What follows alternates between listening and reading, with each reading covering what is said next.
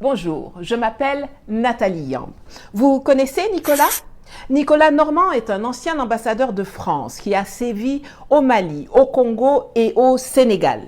Il est aussi l'auteur d'un bouquin intitulé, en toute modestie, Grand livre sur l'Afrique, paru en 2019. Rien que ça.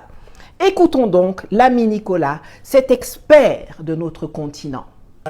Ce sont des pays quand même dépendants de l'étranger, n'est-ce pas? Ce sont des pays pauvres qui n'ont pas beaucoup de ressources, même s'il y a de l'or au Mali, même s'il y a un peu de pétrole au Niger, ils ont absolument besoin de partenariats. Le problème, c'est que la Russie ne leur apporte aucune aide, sauf une aide militaire pour faire une garde prétorienne autour des putschistes, en fait. Ça, personne d'autre ne pouvait le faire. Ce sont des pays très pauvres et qui n'ont pas de moyens budgétaires. Et la Russie elle-même a le PIB de l'Espagne. C'est un pays pauvre qui n'apporte pas d'aide, qui fait payer ses services. Ces mercenaires Wagner, il faut les payer, alors que Barkhane et les appuis militaires français étaient gratuits pour les pays africains. Donc, je crois que les pays africains vont se lasser de payer les Russes. Ça va? Vous êtes un peu énervé? Attendez, ce n'est pas fini. Ils sont nombreux, comme lui, à venir nous expliquer que l'Afrique est pauvre, qu'elle ne représente rien dans le commerce extérieur français.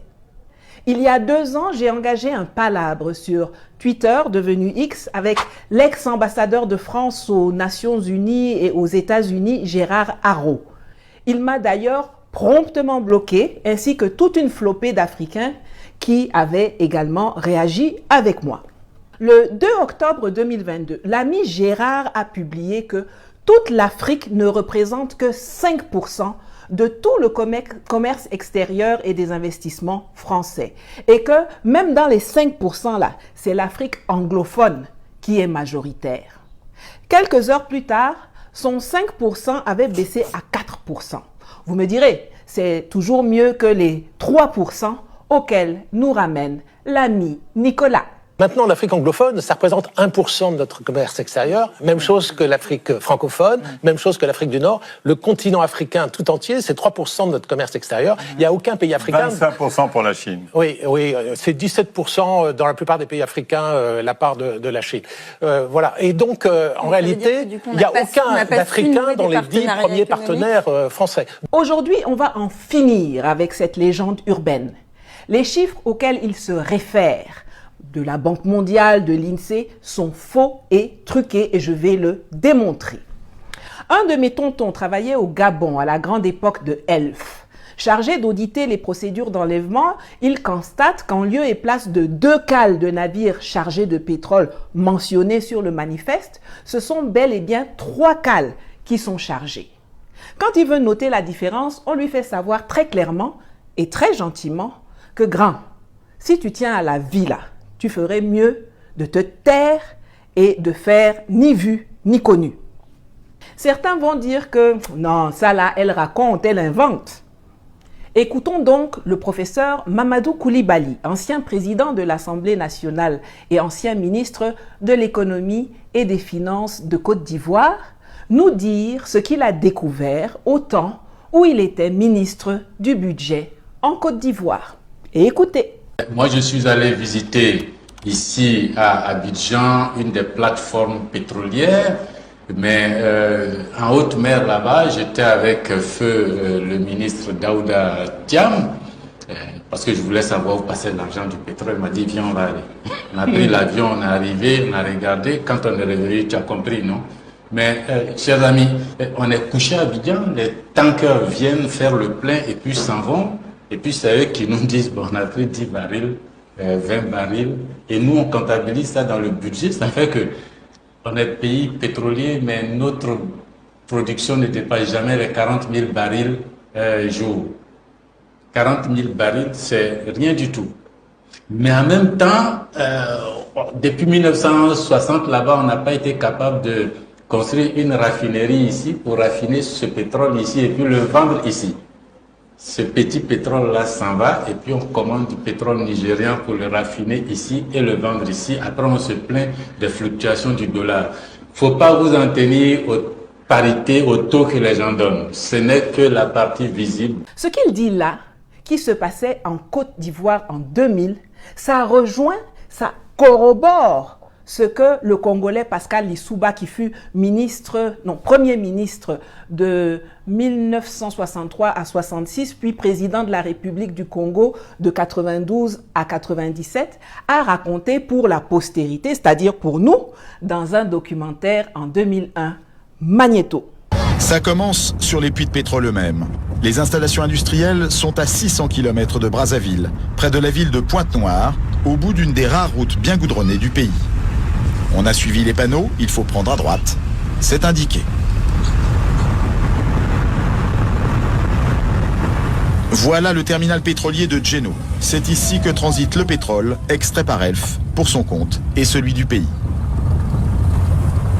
Les puits sont en mer. Au bout d'un chemin, il n'y a rien à voir, si ce n'est quelques tuyaux qui s'enfoncent dans l'océan, derrière une grille. Problème, à partir de cette grille, fini le Congo, tout est contrôlé par Elf, dans le plus grand secret. C'est ce qu'affirme l'ancien président de la République, Pascal Lissouba. Selon lui, le Congo ne savait même pas combien de pétrole était extrait de son sous-sol. Nous ne savions rien de ce qui se passe et nous n'avons même pas la quantité du pétrole qui sortait de notre pays. Nous ne la connaissions pas. Vous voulez dire que les autorités congolaises ne la connaissaient pas. Ne connaissaient pas la quantité de pétrole extraite de leur sol? Par quel moyen? Pour le savoir, il aurait fallu que les Congolais puissent se rendre ici, sur cette bouée qu'on devine plus qu'on ne la voit. Loin des regards, c'est là que les pétroliers viennent charger le pétrole. Seulement voilà, les navires sont Elf, les employés sont Elf, les chiffres sont donnés par Elf et les autorités du Congo assurent qu'elles n'ont pas les moyens d'aller vérifier. Vous avez entendu, non?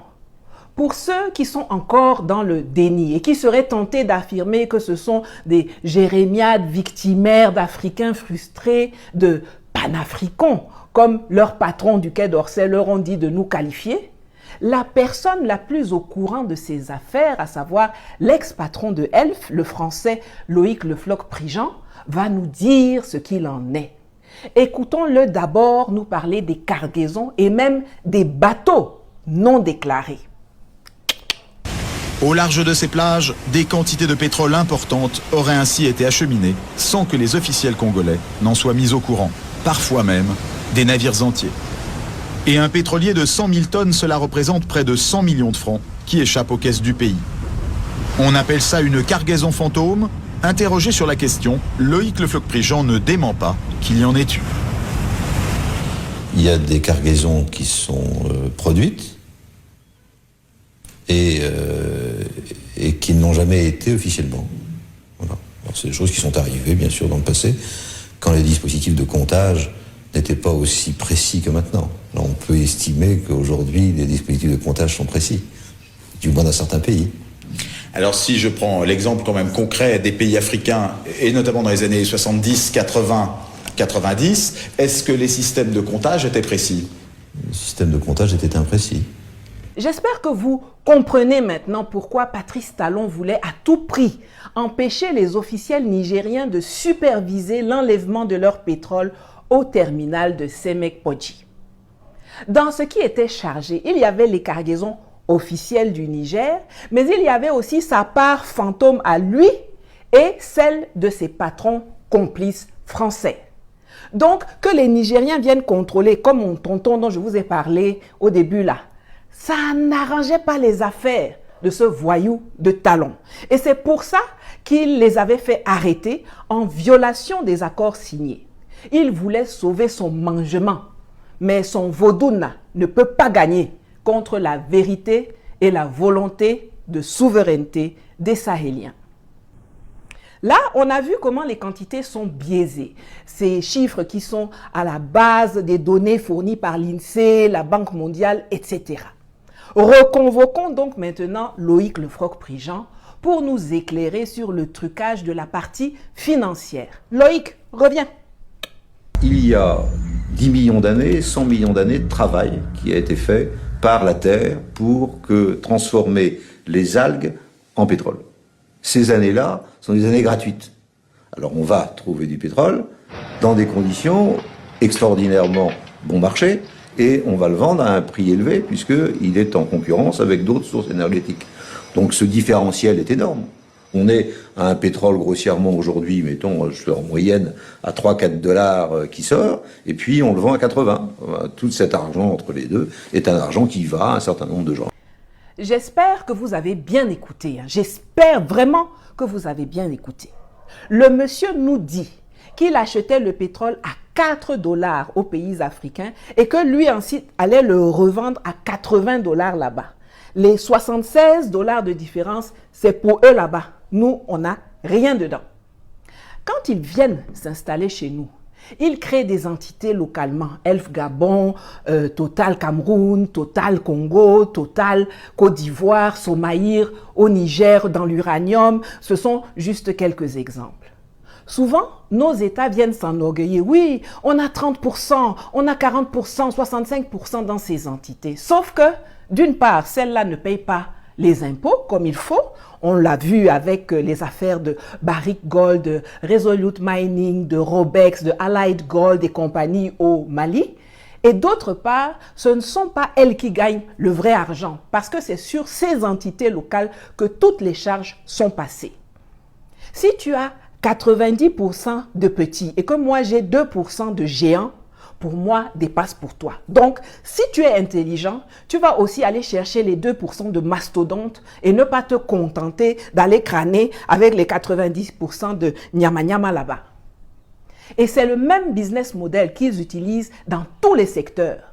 Quand vous entendez les Français fanfaronner que, ouais, de toute façon, l'uranium du Niger ne représente plus que 20% de l'approvisionnement français, alors que le Kazakhstan est à 40%, mais qu'en même temps, vous les voyez hurler, envoyer des terroristes, violer la Convention de Vienne, préparer une invasion militaire pour remettre au pouvoir leur pion Bazoum, vous avez maintenant tous les éléments pour avoir la bonne grille de lecture. Normalement, quand quelque chose ne vaut rien, n'a aucune valeur ajoutée pour toi, quand on te dit de partir, mais tu cours même pour sortir sans te retourner. Toi, tu dis que je suis laide, que je sens mauvais, que je ne sais pas faire la cuisine et même que au lit là, ça donne pas. Mais quand je te dis que bon, comme c'est comme ça, je vais te laisser, je vais partir et divorcer, comme ça tu seras libéré de moi et puis tu seras libre d'épouser Miss Monde. Te voilà qui te roule par terre, qui t'accroche à mes pieds, qui va rameuter toute la famille pour me convaincre de rester, qui va poser 18 cadenas sur la porte, verrouiller toutes les fenêtres et qui va même jusqu'à embaucher des vigiles armés en leur disant que je ne dois pas sortir et que si je sors, ils n'ont qu'à même tirer sur moi. Aïe! Vous voyez, non? Joli Kazakhstan est là. Nyanga Australie est là. Beauté Canada est là. Tu peux acheter uranium là-bas. Waouh! Pourquoi ça te gratte quand l'aideron Niger, qui ne vaut rien, te dit de partir? Tout simplement parce que le business model de Orano au Niger était le même que celui de Elf, que Loïc Lefroc-Prigent nous a décrit tantôt. Au Niger, ils achetaient à petit prix de l'uranium qu'ils revendaient au prix du marché en se faisant des marges de tonnerre. Alors que chez les Miss Kazakh, Australie et Canada, là, il est obligé de payer ça au prix du marché et sa marge est mingiri comme ça. Et je le répète, c'est pareil dans tous les secteurs. Cette usine n'est toujours pas construite? Non, elle n'est pas construite. Donc la Suisse et la France achètent du minerai brut qu'ils mais ils n'achètent pas. Non. Depuis 1966, ils extraient, ils exploitent, mais ils n'ont jamais payé un franc. Comment ça se fait, ça? Ben oui, mais c'est comme ça, parce que, comme c'est l'uranium, nous ne devons rien dire. Et aussitôt qu'on veut essayer de demander, de parler, on nous fait taire. Ah. Absolument. Donc, années... Depuis 1966 jusqu'aujourd'hui, mais il s'agit ni la France ni la Suisse n'a versé un franc pour tout ce minerai. Alors, si cette vidéo vous a déjà bien énervé, attendez, j'ajoute encore Guassou dessus avant de sortir. Loïc nous a dit qu'il payait 4 dollars aux pays africains et qu'il allait revendre 80 dollars en empochant une marge de 76 dollars. Mais est-ce que vous vous rendez bien compte que l'escroquerie ne s'arrête pas là? quand les présidents français, non contents d'avoir envoyé leur société nous voler en plein jour, reviennent vers les espèces de chiffres molles qui nous servent de chefs d'État et leur demandent de piocher dans les 4 $ là qu'ils nous ont laissés pour prendre une partie et leur renvoyer pour financer leur campagne électorale et leur parti politique là-bas en France. Écoutons tour à tour un des transporteurs de mallettes d'argent et un des donneurs de mallettes d'argent. J'accompagnais Aurillac, disons à Libreville ou à Ouaga et autres. J'avais une audience à moi, privée, avec le chef d'État que Michel Aurillac, le ministre, venait de quitter. Et je disais, bon voilà, Bongo c'était papa, Blaise c'était Blaise, Sassou c'était Denis. Je dis, bon, Denis, la campagne de 88 arrive, il est bon que tu puisses contribuer au financement de ton ami Jacques. Et il disait, ok, Banco, on y va? Tout de suite. Tout de suite. Tout de suite. C'est vous qui demandiez les sommes, c'est eux qui décidaient? Non, c'est eux qui décidaient. Mais jamais ça n'est descendu en dessous d'1 million de dollars. Jamais. Jamais. Vous étiez là? Toujours. Pour la remise des fonds? Toujours. C'est comme ça que ça se passait, M. Perelman. En toute illégalité? Ça, c'est plus mon problème. Le président de la République française me demande des choses, j'exécute. Le président des États africains envoie son émissaire. Moi, je ne suis en rien là-dedans. Vous ne vous êtes jamais servi au passage? Jamais. C'est mal me connaître. En 1995, parce qu'il faut qu'on avance, vous dites aussi là qu'il y avait des contributions. Bongo, Sassou, Compaoré, le maréchal Mobutu. C'est le même mécanisme. Ensuite, exactement le même. Vous dites qu'en 95, pour la campagne, c'était au moins 10 millions de dollars. Absolument. Alors, en 2002, on revient, parmi les nouveaux donateurs, si j'ose dire, de ce système quand même étonnant, Abdoulaye Wade, le président, et Laurent Gbagbo, beaucoup plus étonnant, président de gauche. Il a avoué à sa sortie de prison de la Cour pénale internationale que vous et Dominique de Villepin, vous l'avez fait cracher au bassinet. Président, pourquoi vous donnez les 3 millions d'euros, c'est-à-dire les 2 milliards dont vous parlez? Parce qu'ils m'ont demandé. Mais vous ne donnez pas à tous ceux qui vous le demandent. Ah non, mais écoute, c'est Chirac. Dont acte. Je récapitule. Les impôts, ils ne paient pas. Les charges, ils nous facturent. La quantité, ils sous-déclarent. Et ce qu'ils déclarent, ils sous-paient. Et ce qu'ils sous-paient là, ils récupèrent une partie pour financer leurs activités politiques en France. Alors après, quand ils viennent sur les plateaux télé ou dans les réseaux sociaux avec leur long nez, leurs lèvres pincées et leurs doigts crochus, vous dire que l'Afrique ne représente que 3% du commerce extérieur et des investissements français, pour fermer leur bouche là, postez dorénavant le lien de cette vidéo que je termine en laissant la parole au meilleur sachant de ces pratiques. J'ai nommé le président français Jacques Chirac. On oublie seulement une chose, c'est qu'une grande partie de l'argent qui est dans notre porte-monnaie vient précisément de l'exploitation, depuis des siècles, de l'Afrique. Pas uniquement, mais beaucoup viennent de l'exploitation de l'Afrique.